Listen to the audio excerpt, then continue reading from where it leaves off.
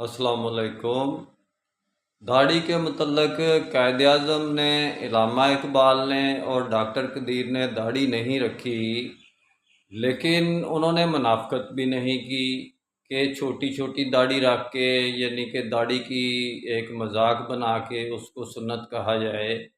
उन लोगों ने इस किस्म का काम नहीं किया, लेकिन जमात इस्लामी वाले हाफ़िज़ नईमुर रहमान ने नरेंद्र मोदी की तरह दाढ़ी रखी हुई है, बिल्कुल पता ही नहीं चलता कि हिंदू है कि मुस्लिमीन है।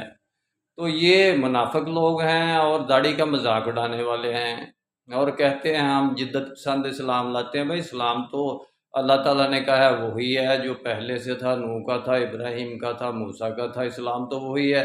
दाढ़ी भी 1,24,000 अम्बिया रसूल की सुन्नत है, उसका मजाक तो ना उड़ाओ।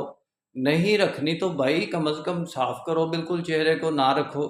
ये जो आप लोगों ने यानी कि गंदगी को आप सुन्नत कहते हैं, तो ये मैं इस बात के सख्त खिलाफ हूँ।